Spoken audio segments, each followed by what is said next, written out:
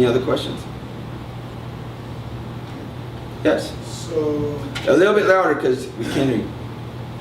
So, if death is the separation of the human from God, would science, the whole notion of science and atheism, be that very thing? No. Atheism is different than science. Usually we connect them together, but actually they're completely different. There's actually quite a few Christian scientists. There's nothing wrong with science. Science is a progression of man. That's all it is. It's us progressing. It's us doing things, moving forward, learning things about our world and about our society and even about our body. There's nothing wrong intrinsically with science. So science doesn't separate us from God. I would even suggest that the more we know about this world that God creates, the more we can enjoy God. Because we don't have to now worry about, like you and I, we don't grow food, right? There's farmers that grow food. But the farmers that grow food now, they have more time than the farmers 100 years ago. That's all they could do. So science doesn't separate us from God. So science isn't an atheist. They want you to feel like they're together, but in fact they're completely different. Atheism is people that are confused. They're just confused. They're saying that there is no God. Okay, that's the end of the conversation for me.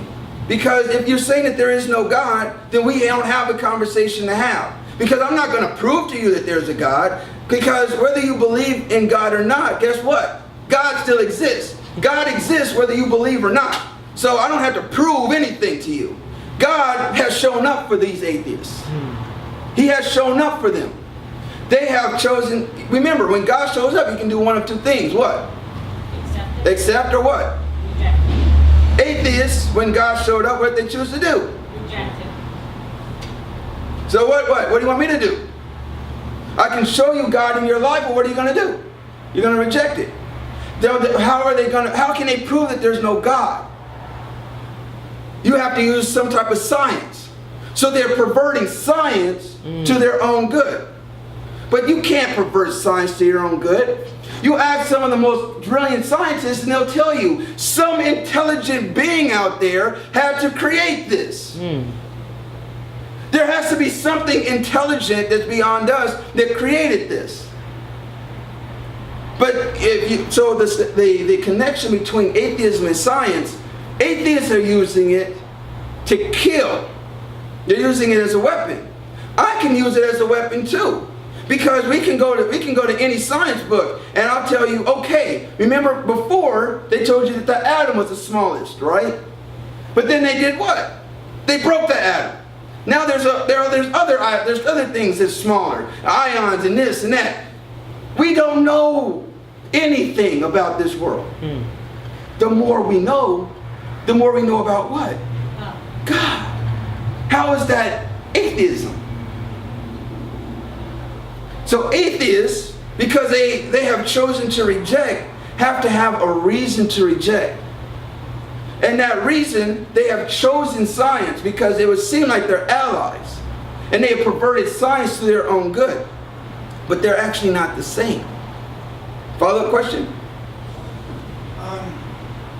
No, that pretty much explains it. The only reason I brought it up is because I had my struggles with it into the past until God showed up. And I chose to, choose that one. But I noticed for a lot of atheists, they like to believe that science disproves God. And to me, that's what I feel like causes a lot of, science, but we know science is true. That causes such a disconnection for a lot of our youth and a lot of people growing up through the school system that I feel like it's something that should be addressed, more openly. Now, I'll even take you a little further. You made a statement that's not true.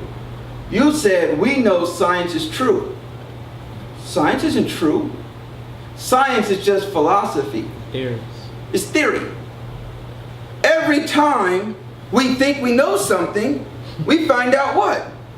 It's completely different. A cell phone. 75 years ago, could not have happened. They had a different science. 75 to 100 years from now, they'll look at our cell phone like a rock. Like, what is this? Why would I use this? This is garbage. Science isn't true. It's just a bunch of theories. And each theory can contradict the other theory. And then they prove that one to be true. And then they prove that one to be true. Because we'll never know the complete mind of God. So we take science to be true, but we have to believe it. Give you an example. Have you ever seen the moon? No, I mean, have you been there? Have you touched it? Have you touched the moon?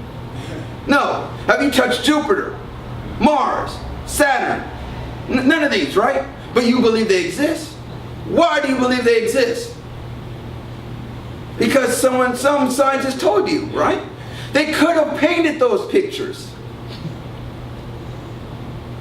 So when scientists say, I don't believe things that I can't see, I can't touch, you believe things you can't see all the time.